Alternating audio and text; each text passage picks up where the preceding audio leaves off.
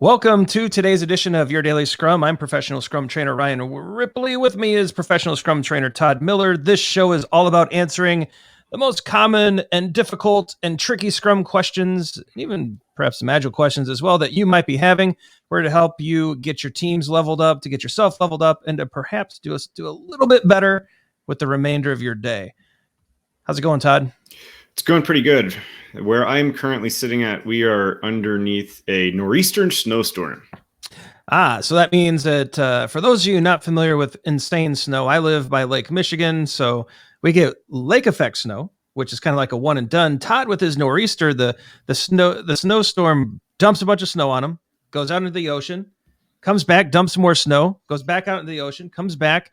What do you have? You're gonna have like 2 or 3 feet when this thing's done, right? It might be until like April until it stops snowing. That's the way it feels today. And I'm not a huge snow lover. Sorry, snow people out there. I'm not. I could do without it. I probably should have been living somewhere tropical, but you know what though, Todd? We did have something cool happen. A watcher, a listener, someone on YouTube left us a question. They did. So Mike asked, how should a Scrum team handle a developer who will not commit? And I think the context of his question was really around, if they're in a meeting or in a Scrum event, they won't close their laptop and focus. They won't kind of be an active member of the team. There's some things going on like that. But in general, how should a Scrum team handle a developer who will not commit? What do you think? Yeah. So as a Scrum Master, I think the first thing or the first move that I'm going to try to make in this is a non-move. I'm going to try to get the developers to resolve it on their own, right? Like a daily Scrum is their event. And so if a developer doesn't want to attend a daily Scrum, won't participate in that kind of deal, I think that at some point, though, you do need to take action. I'm thinking if this behavior is being exhibited in like a sprint review or sprint retrospective at some point, as much as I want the developers to call it out, I'm going to call it out. Remember, I'm a true leader as a Scrum Master. And so this kind of behavior is unprofessional in the office environment. So I don't know. What do you think, Ryan?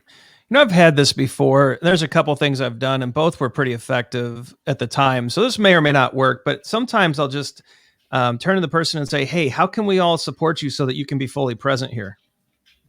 Right. And so what it does is it doesn't put the blame on the person. It doesn't put them on defense. It's basically saying, we're here to support you. We notice that you're distracted. How can we help? Just like your dog's distracted in the background. I'm trying so hard to not laugh. That's my dog. She just popping her head in to look outside at the snow. She's like, not going out. Yeah, I'm not committed to going out there. She is going to poop in your closet. Anyways. So I think that's one way, right? I think one way is, how can we support you and help you be present? And that's kind of a disarming way to do it. Another fun way is hey, who's all committed to being present and helpful? And every hand goes up. I'm like, cool. So close the lids, right? I think it's just sometimes people don't even realize that they're not present. I don't think they realize that they've been caught up in some other things. And so give them the opportunity, show them that you're there to help, give them the opportunity to kind of acknowledge it humorously. But if the person just won't commit, maybe just ask them to leave. Yeah. Right. Maybe just say, look, you're a bigger distraction than you are a help. When you can be fully present and help us focus on solving these complex problems, please come back because we need you. And really kind of what we're doing there is amplifying respect, and we're amplifying our commitment as a team member. We're amplifying focus. It takes courage for the teammates to hold this person accountable. Hopefully it's another teammate that's nudging the person and saying, hey, what are you doing? Like, we've got a thing to do here. So I think those are the things I've tried. What do you think about that? Yeah. So, I'm as you're saying things that you tried, I'm kind of like spinning through my head situations that I've been in similar situations. I like to think the best in people. And I would say that 90% of the time I've been in situations where the person just wasn't aware of it, wasn't cognizant of it. And kind of when someone has a one-on-one conversation with them and makes them aware of how kind of counterproductive that kind of behavior can be, it tends to resolve itself on its own. However, you have alluded to the fact that sometimes you have to ask them to leave.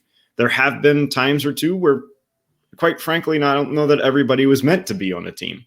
Yeah. And sometimes if it's getting that counterproductive, then something needs to happen. right? And so I think you need to gauge where you're at. I think that what you said there, Ryan, is kind of approaching them and having a conversation, or hoping that the developers do it on their own, is a really good start. But there are edge case scenarios where the person should just leave or be asked. I totally agree, and we've been in that spot. But I think can we just like ask the person if they're okay? Mm-hmm. Like, these are some really, really weird times, and and maybe it's just check in. Are you okay?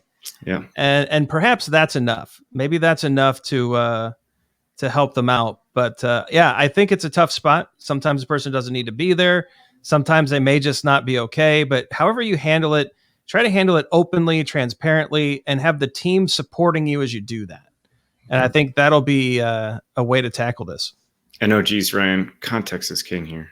So I hate to say too much more, because I think context is really king. I hate to give too much advice and like fire them or everything's going to be fine. I think you're giving some great advice here to ask if they're okay, but really, really also from a Scrum Master's perspective, monitor where you may be at on in regards to team conflict. So I think that's about as good as we can get without knowing the full context.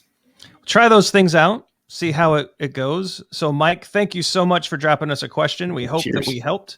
It's awesome that you're watching. Tell you what, everybody, thank you for being here. Right? Let's go into this. Hit that like button, hit that subscribe button. That way you'll know when we drop the next video. So it's usually every day, but who knows? So make sure you get those alerts.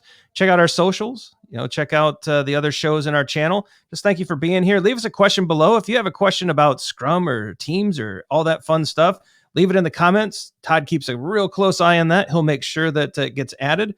But otherwise, thanks for being here. Thanks for listening. And we will be back tomorrow with another episode of Your Daily Scrum. I tried to owe you like that. Scrum.